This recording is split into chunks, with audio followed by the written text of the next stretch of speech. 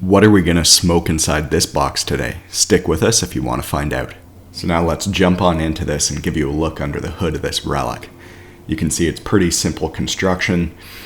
There's no heat source in here. It's just a steel box. We've got a shelf. The shelf's where you're going to be placing your proteins on. And then under that, you've got a little tray for the wood chips here. And we'll talk about the wood chips that we're going to be using. My father-in-law has been smoking in this box for the better part of a half century, so today's episode is about passing of knowledge from one generation to the next. We'll be using fine applewood shavings to generate the smoke in this box. Of course, in the 50s, my father-in-law couldn't get shavings pre-made at the hardware store, so we're going to take you through the steps to making your own. Step 1, find a neighbor who had an apple tree fall over in their backyard.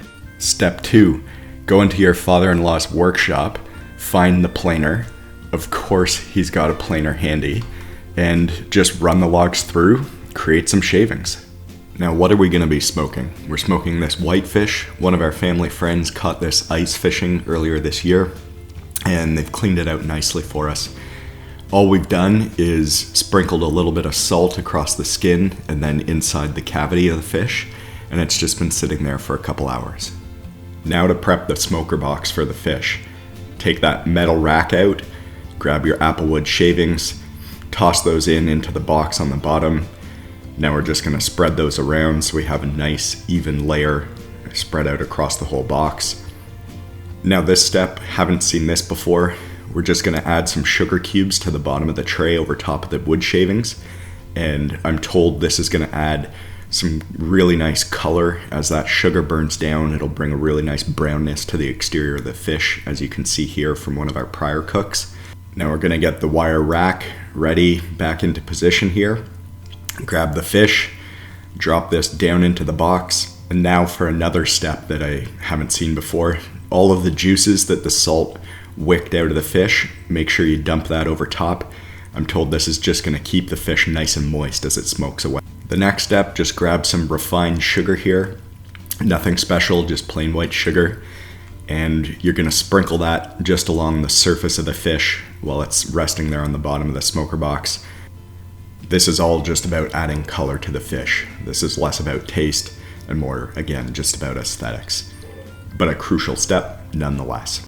With the fish all set up in the bottom of the box, now just get the lid closed, which is easier said than done with a box here that's a couple decades old, but we figured out a way. Just a little elbow grease.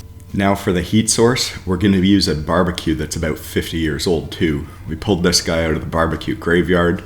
We've pulled out the flavorizer bars or the burner covers and put the grates right on top of the burners. Definitely don't recommend doing this at home. What was a miracle here is that this igniter switch actually worked and lit up after, honestly, like years of not having been used. And we haven't worried about cleaning the grates. Obviously the box is going to go straight on top of here, so no worry about that rust.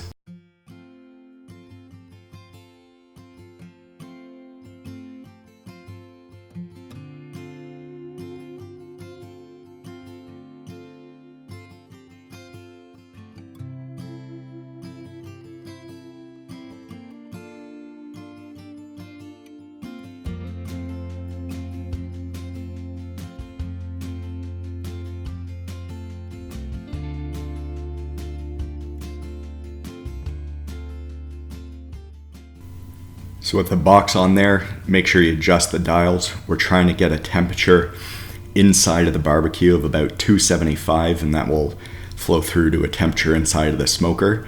So you can see here we're right on point. When you hit that temperature, you're going to want to crack the barbecue back open and give a little bit of air in the box. Be careful, the box is really hot, even if you have asbestos hands like my father-in-law. So use a little bit of a tool, bang the lid open, and you're just going to want a little bit of a crack to allow the smoke to flow out of the box, just like this. With that all adjusted, close the lid down. Play with the dials a little bit more, why not? Make sure you're maintaining that temp at 275 though. So now the waiting game begins. Just keep an eye on the clock and let that smoke roll. So while this was smoking away, I found another relic of a smoker that was just hanging out in the back of the garage. So I brought it out and, checked it out. So if you've liked this video so far, let us know if you'd want to see us smoke a pork butt or something on this thing. It's pretty cool. You've essentially just got a large chamber on the inside with a door that opens up to a series of racks. You can take off the lid. See, there's a heat deflector there on the inside, along with some racks for your proteins.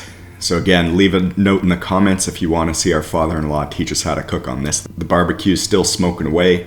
We've actually gone, in keeping with the theme today here, found some monkey wrenches that are directionally 50 years old, and that's just trying to keep with the theme here. Now let's crack the lid open and check on that fish. So grab your tools, pull back the lid. Again, a little bit jammed, but nothing a little elbow grease won't sort out for you. So let's take a look under the hood here. This is great. Things seem to be coming along nicely. You can start to see the fish is browning up. Now let's close the lid back up. Put the cover on the smoker down. And of course, frig around with the dials a little bit more, because why not? This whole cook took us about 25 minutes. We were checking in on the fish every 5 minutes or so. We were looking for an internal temperature of about 160. And you'll see here, this was my fault. We ended up letting it go a little bit longer than we should have. But we removed it from the heat source at this point, and you can really see just how much smoke this box generates. And we've got a really rich dark color on the outside here. So using the monkey wrench, take that tray out. It's super hot. Please be careful. And just look at that color. Now using some spatulas, just ply the fish off of that lower rack, put it onto a cutting board, and you're good to go.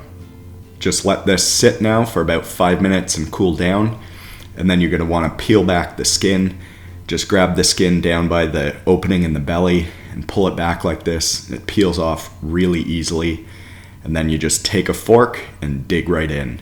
And there was an incredible smoky richness in this whitefish. So if you like this video on how to smoke a whitefish in this relic of a smoker box, give us a like below, leave a comment, let us know if you'd like us to do more of these videos on old school cooking tools, and we'll see you on the next one.